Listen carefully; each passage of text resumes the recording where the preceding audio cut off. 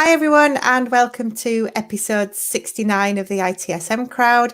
Our topic tonight is good communication, and just chatting to our guests beforehand, we realised that we'd scheduled this and come up with the topic before everybody was communicating very, very differently, locked away in their homes. So bit of a twist in the content tonight just to address the situation that we all find ourselves in, but a really good chat about what communication is, how we can improve our communication skills, and what communication looks like in a virtual world.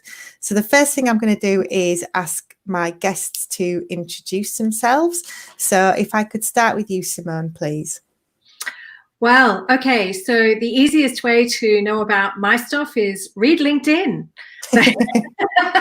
Talk about communication and bios. But, you know, considering our topic is about communication, I just thought I'd give you a snapshot around that side. When I was much younger, I started off with things like shorthand. Oh, my God, did anyone know what that is anymore? So shorthand typing, the who, why, where, and what, and how, and all of that sort of thing. So I was already communicating in a language that was, you know, different to my own. Plus, I grew up in a family that had around 8 different nationalities that we were both part of and married into.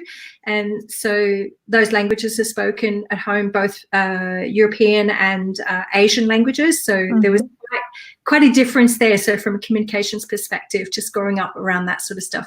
And then I decided to join the army, and whoa, lo and behold, I had more languages to deal with, because all of a sudden it was Morse code, Murray code, satellite technology, antennas, typing in codes for various comms, HFDF, you know, high frequency, you know, all this direction finding stuff. And so there was a whole other side to communications and technology I fell into in comms in the military, which was brilliant. And then I left the military and joined AT&T, so in the Australian side, and that's where I then fell more deeply, I guess, into more the civilian comms side of stuff, which I have to say was just a little bit behind what we were already doing, but it was cool. And so that was like telephone ports, and we used to have the cards and had, you know, an extension per side of the card and all sorts of stuff. So telephone software, fiber optics, submarine cabling. And then from there, I ended up becoming the PABX National Call Centre Manager in Australia for Siemens GEC Plessey, which was pretty amazing, because then that was systems support. So then we started combining the whole comms and IT and that kind of stuff. So although, you know, originally my background was very technical around the comms, etc., and we needed to work within our various sections and teams. But then it actually came out to the managers and negotiation, and, well, heck, we all made lots of mistakes when it came to our communications with learning how to lead teams and how to negotiate in boardrooms and things like that.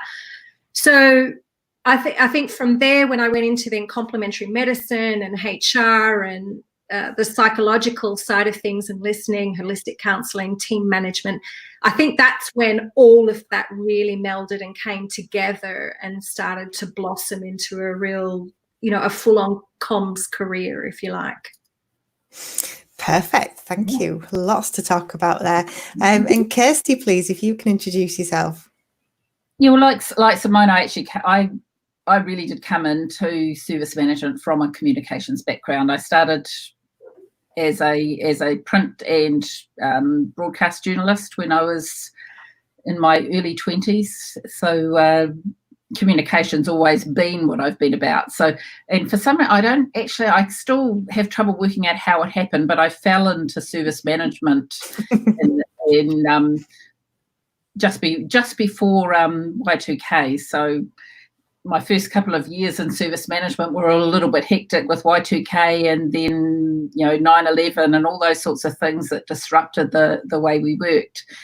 And, you know, in the process of that, I did a lot of work on active listening, which is, I think, one of the, and we'll talk about that later, one of the key communication skills we all need to get better at, because I had 2 children who had quite severe medical disabilities, and I took a role in a support organisation here called Parent to Parent, where we trained parents to support each other. And a lot of that training was around how to communicate and how to listen and how to share without imposing yourself into the situation, where you learn how to not make yourself so important. And I think that's one of the real skills that we're going to talk about today, is how to play that, take that back step and listen instead of making yourself number one.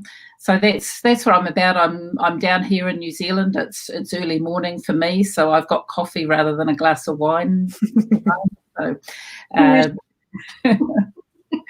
but and at the moment I've sort of stepped sideways a little bit from. I mean, I've had the last 20 years really in depth in service management, and I spent quite a few years as the chief editor for ITSMF International. So again, watching all the communication side of things, but I decided to really pick up the communication side of things, and I've taken a role now as a senior business relationship manager for a very large government organisation down here, and absolutely loving the getting really back into communication, probably being the most important part of my role. So that's me in a nutshell. I'm really looking forward to this chat and sharing some of the things I've learned over the years. Sounds brilliant. Thank you. So anybody who's watching this live, we can take questions using YouTube comments. So if you're watching this live on YouTube, you can pop a comment, a question, something you want to share, and we can actually bring that through onto the screen and discuss it live. If you're watching on catch up, you can still get us on Twitter using the hashtag ITSM crowd, but we do have the YouTube comments if you're here with us now. So first things first, then, in the interests of good communication and being clear what we're actually talking about, let's kick off with the why and the what of communication. So when we're talking about communication, how are we defining that, and you know, why is it such an important skill?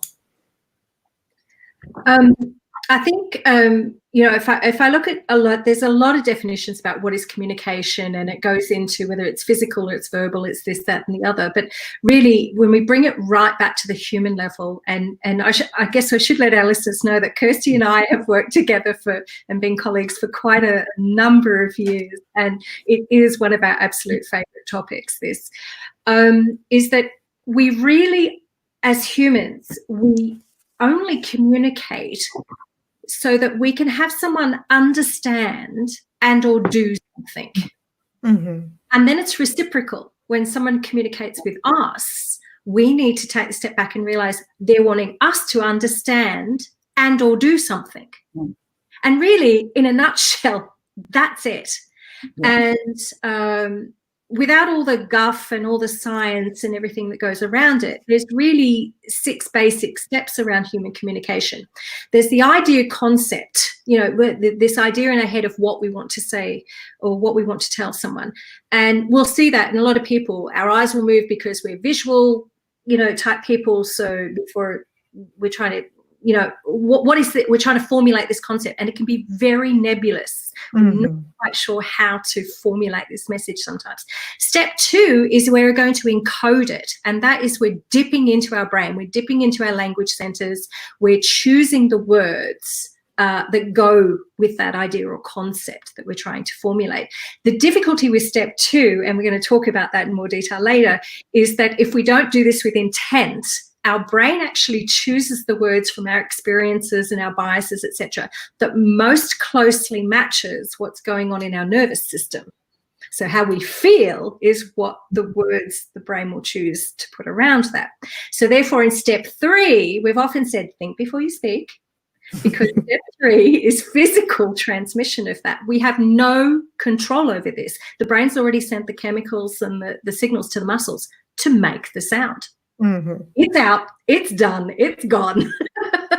So step 2 is incredibly important when that happens. Now turn around, now we've got the receiver. So step 4, that is also physical. And that's also something very important. And, you know, I know Kirstie will elaborate this later too with the active listening.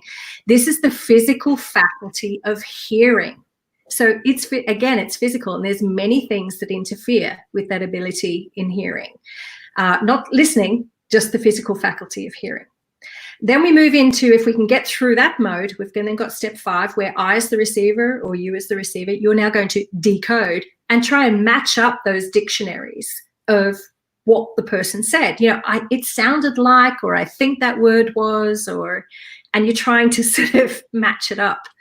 And that's a really interesting facet, because then you've got culture, you've got accents, you've got a whole host of other things that are going to interfere around that mode as well.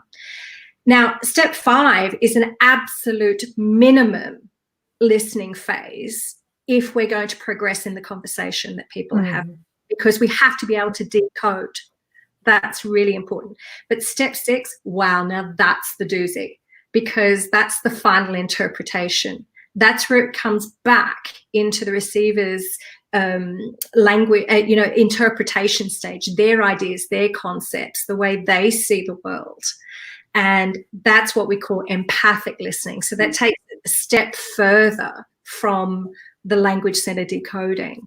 So, 6 steps, under a minute, that's the basics. And it all sounds, that's very simple, but in that, when you're decoding what someone else has said, so much of your own culture and your own way of thinking comes into that. That's why you have so many misunderstandings when people say, but that's not what I said to you, but that's actually what I heard. So communications, it's not black and white. What you say can easily be interpreted completely differently by the person who's hearing it. That's why it's so important to reflect back, and that's as Simone said, that's all part of that whole active listening way of thinking, that when someone says something to you, don't just sit there and take it. Pick up what they said, reflect that back to them in your own words, so that you can then get that affirmation from the person you're talking to that, yes, that's what I meant, and then you're on the right page. If you don't give that reflection back, you're never actually going to understand whether you're actually talking about the same thing. You can have quite involved conversations with people and both walk away with completely different ideas of what you discussed, because you didn't do that important step of saying, this is what I understand from what you're telling me, but obviously not in those formal type words that so you mean XYZ. And how I meant ABC, you got that wrong. So let's go back over that again and talk about it again. And I think this whole lockdown situation that we all find ourselves in, when we're sitting, some days I am sitting in Microsoft Teams video meetings all day, and I tell you what, that's exhausting. It is. Because when you're talking to people face to face, you can break away. You don't have to look at them eyeball to eyeball all the time. But when you're in this video situation, you're staring at people for hours on end, and that is very, very taxing. And I think it's something people also have to think about. And I think I've got a little bit off the topic here, because I'm just been thinking about the way that's been feeling at the moment. And one thing I'll say about all these video chats is, if you need to, turn your camera off for a while. And just relax and be yourself. Stretch, yawn, close your eyes for 5 minutes, which, when you're looking at someone face to face on a screen and they think you've gone to sleep, it doesn't work very well. But I find myself now, the first couple of weeks of lockdown, I was just leaving the video on all the time. But now I do turn the camera off and on, just because it's physically and mentally exhausting looking someone in the eye for hours on end. And that's not the way humans are meant to interact. We don't keep that face-to-face contact all the time.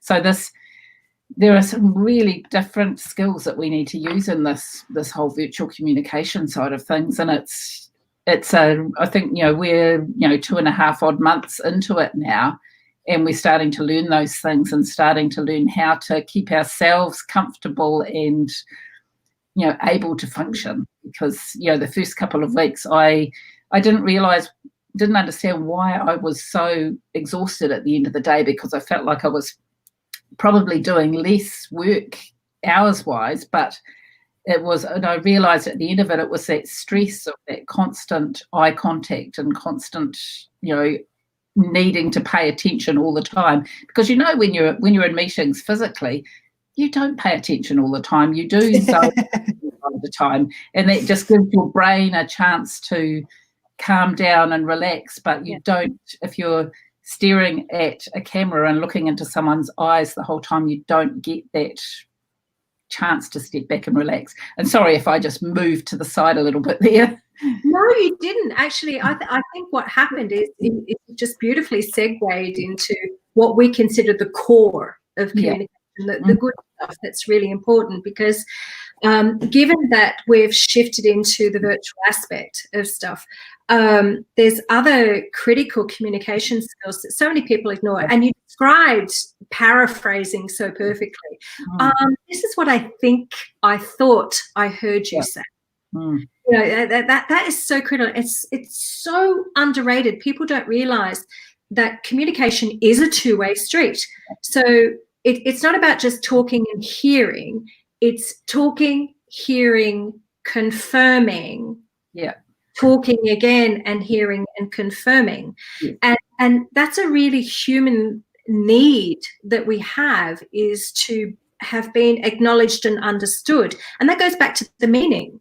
We talk so that we can be understood, and or we're requesting you to be able to do something, whether it's a task or whether I need you or I just, whatever the case for that task, that's what it's about.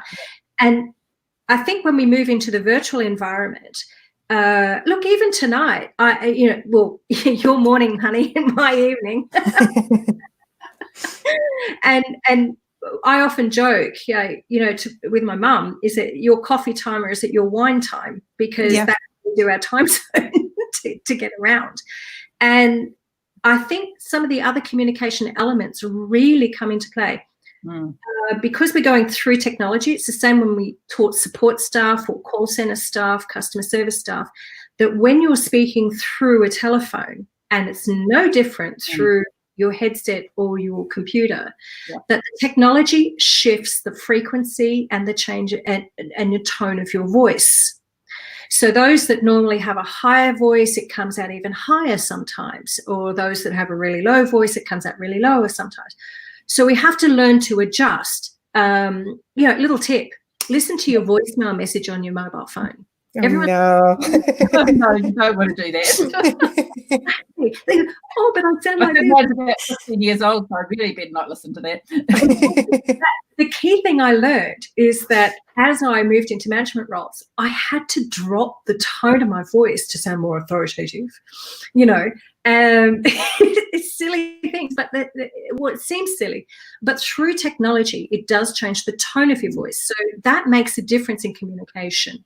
And the pace and the rate at which we speak changes. Our volumes have to be up and down. Nobody wants to sit there and listen to a robot, seriously.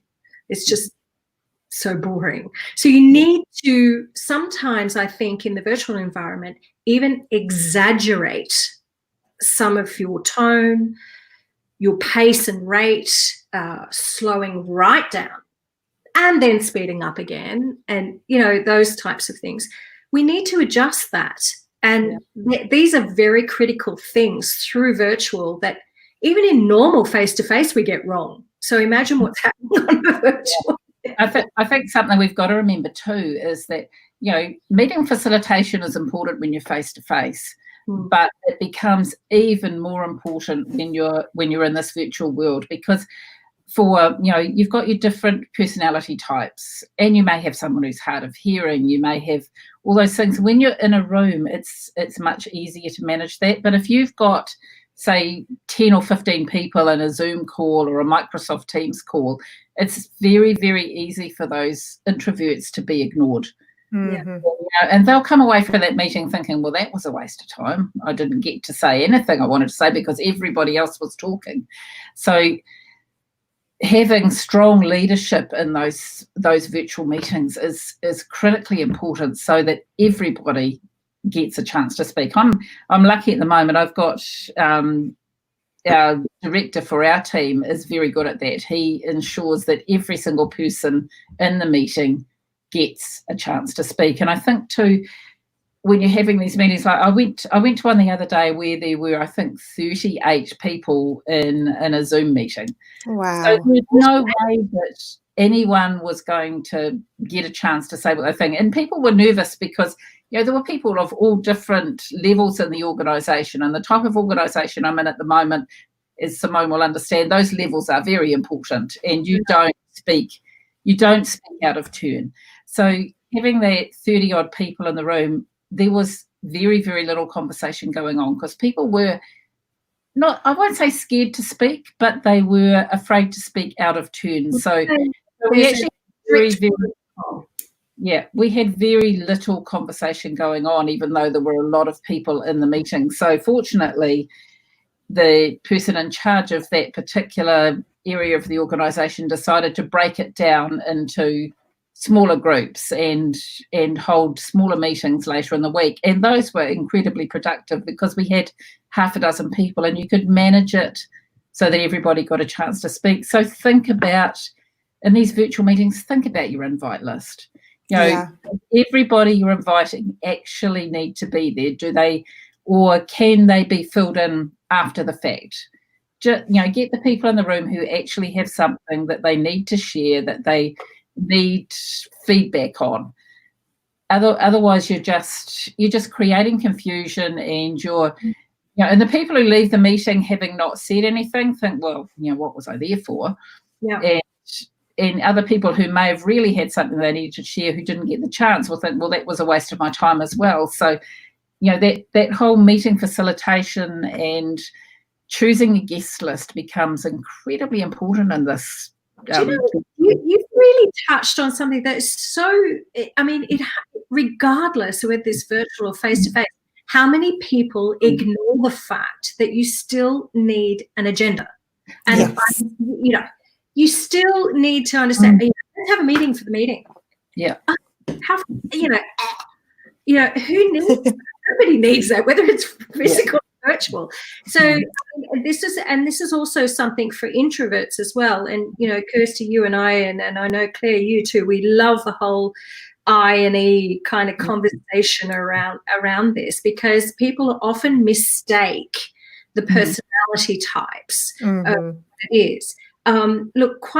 Just very simple terms.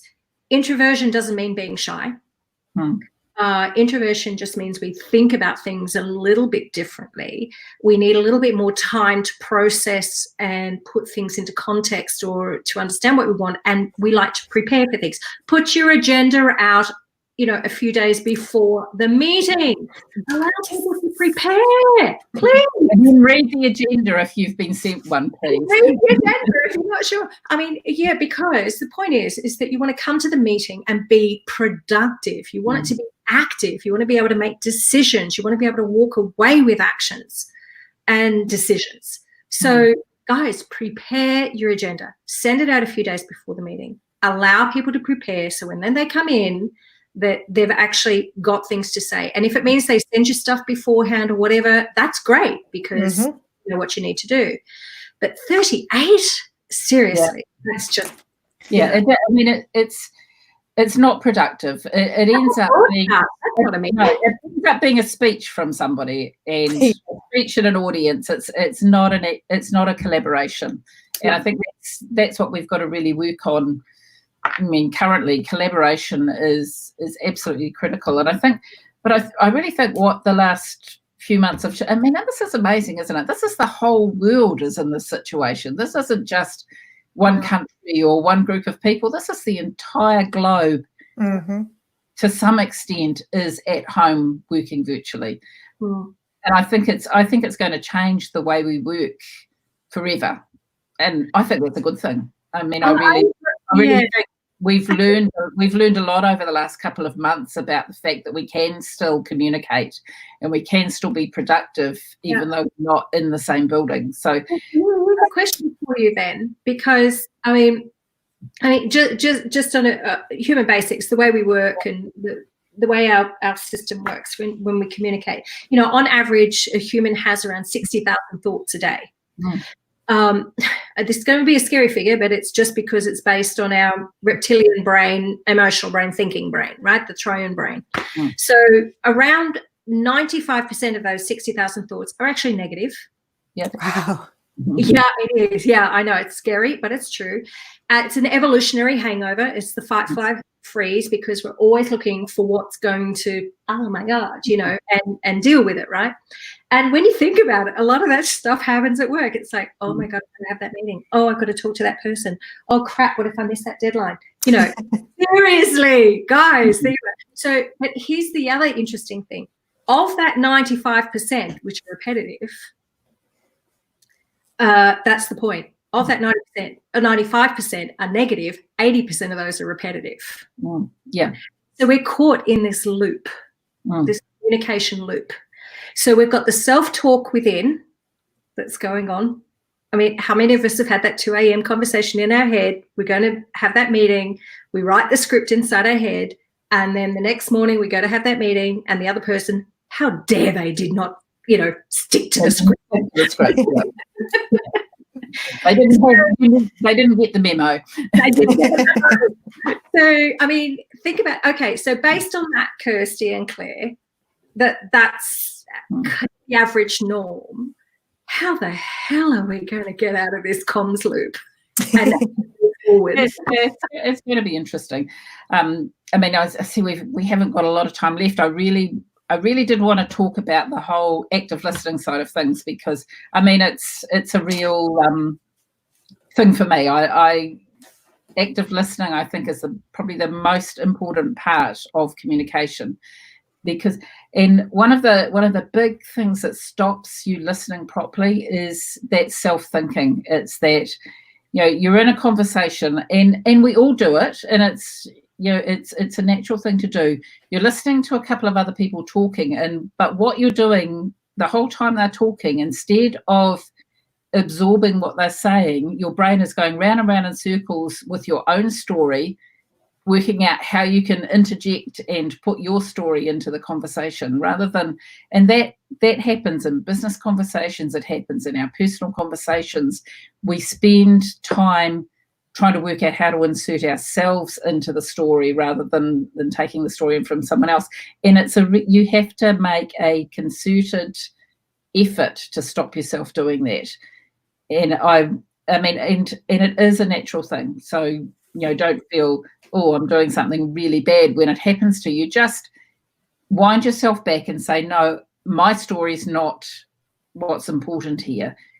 The story of the person I'm listening to is what I'm here for. So stop thinking and just listen and absorb. And I think that's one of the most important things you can do, whether it's in a social situation or whether it's in a work situation, is make sure you are listening to the other person's story, not your own story in the background. And if you can learn to do that one thing after today, then I think I've helped.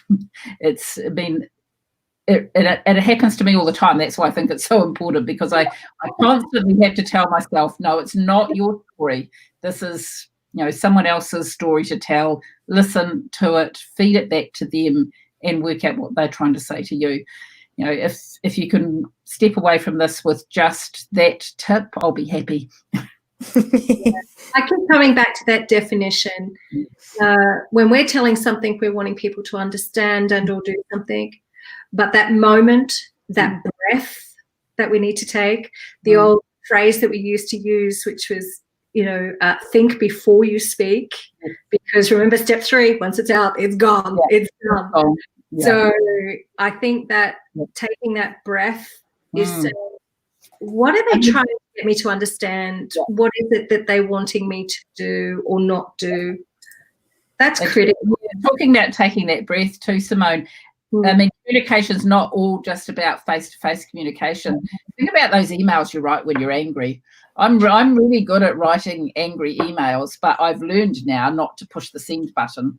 I write my email, I leave it in my drafts folder, and I walk away for at least a couple of hours and then come back and reread it. And 99% of the time that email never gets sent, but I feel better for having written it. So emotion really, out. really think before you push the send button on an email in anger. I actually remove the name. I actually remove the two. So don't do it by mistake. I actually remove the field. I delete the field so that while I'm writing it, you can't accidentally send it. And it's not just for angry emails. Sometimes it's because I'm just trying to work out what it is that I'm trying to get through, and have I said it the right way? I'm not trying to write the novel of War and Peace. You know, we need to, in the time where we're so flooded now because of the virtual side of comms and the way that we're working, we're so flooded now. We need the breathing space to absorb a lot of material, read a lot of stuff, study a lot of stuff, and the comms are coming thick and fast through multiple channels. And so we really need, not just for ourselves, but we need to teach our people as well how to communicate, how to write through the different channels. You know, the Twitter, which is now 180 characters, not 140, because they realized they needed more. You write those things differently to how you would write an email. So just simple things like taking the person's name out of the field so that you can really, it's a little trick, but oh my God, it saves so much grief. I'm going to have to jump in there. I know. From a communication perspective, that half hour has absolutely flown. And I think some amazing things to think about in there, from what communication means to becoming better listeners. And I think we've all had that experience of having a conversation with someone and you think it really doesn't matter what I say here because this person's just not listening to me. So I think, you know, we can all be more conscious of how we listen and how that then translates into the written format as well in this virtual world that we're in, because I did think it was very interesting, the digital cafe that Simone and I did with Martin McKenna. You've got your almost your front stories happening with the chat on the screen, but then you've got your conversation panel and there's a whole separate conversation going on in there as well. So lots to chew on, and I'm sure we can all improve our communication. It's a work in progress. So the next episode, we are in 2 weeks is our next episode, and I'm going to be joined by James Gander, Karen Ferris, April Allen and Rob Bull. So some proper service management legends in there. We're going to be talking about the role of business continuity and how service management is going to help us to put our organizations back together as well, hopefully in a better configuration than they were when we took them apart. But for today, huge thank you to both of you. It's been such a pleasure to listen and to learn. So thank you both for taking the time in your morning and your evening. And for everybody else, I'll see you on the next episode of the ITSM Crowd. Bye, everyone. Bye.